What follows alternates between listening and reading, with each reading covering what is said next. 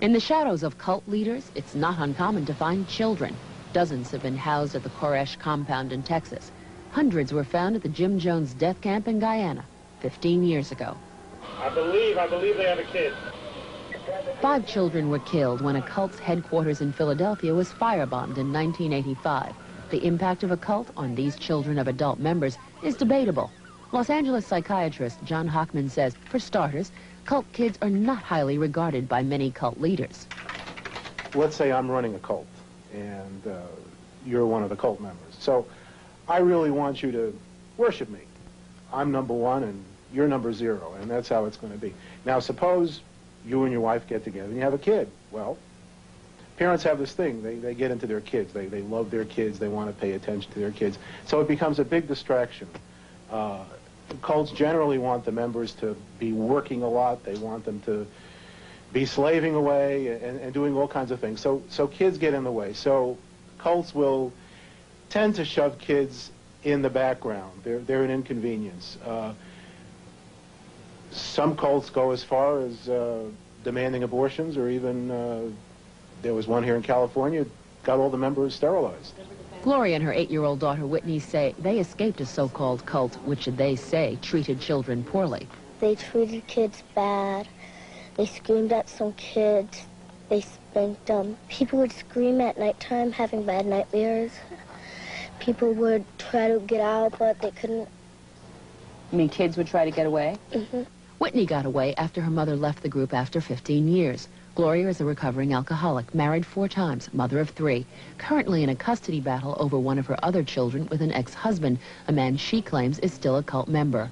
Gloria says she fears for the lives of her children, especially after she and the kids got a visit one day from a cult member. He got a steak knife. He held my hair against the sink. He stabbed me in the neck with a steak knife. What he told me was that I was the devil and that to save the world he was supposed to kill Whitney. Gloria says her daughter wasn't seriously hurt and her attacker was arrested. Stories like Gloria's should be carefully examined, according to Gordon Melton, author of 20 books on cults and religions. Parents, in their zeal to put down a group, will oftentimes exaggerate what has happened and will take what we would accept as normal discipline in a group as abuse. And once examined into particularity, in many cases those accusations would dissolve. Melton says there are more than 600 cults in the United States, thousands around the world. Many cults, he says, can actually improve a child's life. Overwhelmingly, they are anti-drugs. Overwhelmingly, they are strong on discipline, and they supply an order and discipline to the life, particularly of teenagers, that are lacking in the general culture. So they can have some very positive effects. Rachel disagrees completely. She spent 18 years in a cult with her husband and 8 kids. Her 17-year-old son, Jay, asked not to be seen on camera. I was physically abused, not sexually, but, you know, I was beat, I was hit a lot, I was punished. It was total submission. I couldn't ask a question unless I was spoken to. I could not talk unless I was spoken to.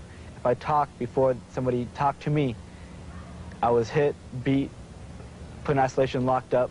I think the most devastating thing that a cult can have on children is their lack of self-respect, self-esteem, lack of imagination, of being free to grow as an individual, because each person is treated the same, each child is treated the same. There is no expectations for them in life to be more than just a cult member. Yes, I do have some information about that group. Priscilla Coates works for the nonprofit Cult Awareness Network, a national clearinghouse for information about cults. If people had some information, they could make an informed choice.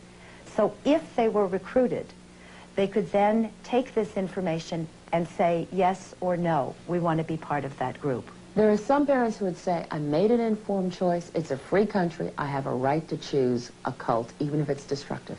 But I would want to question them and say, just exactly how did you meet this group? You know, what was it that they told you? And I would be willing to bet that most of the people really did not know the name of the group, the nature of the group, whether it was religious or therapy or political when they first met up with it. and that they really didn't have any idea what commitment they would have to make. What do you say to parents who are savvy, just like yourself, or who may be even more vulnerable about protecting their children? There are plenty of places where there's information. You know, find out, read, go to the library. You know, look at both sides of the coin. Don't just believe what someone who's on the inside of that group is telling you about it. As far as children, whatever one's religious beliefs are, they should allow a child to grow up to a certain age, whether that be 16, 18, or 21, and then respect whatever that child wants to do in the way of religion or not. Each individual should have their own choice. Boy, that might be the point. You know, the parents can go into it, arguably, on their own free will, but the kids certainly don't have a choice.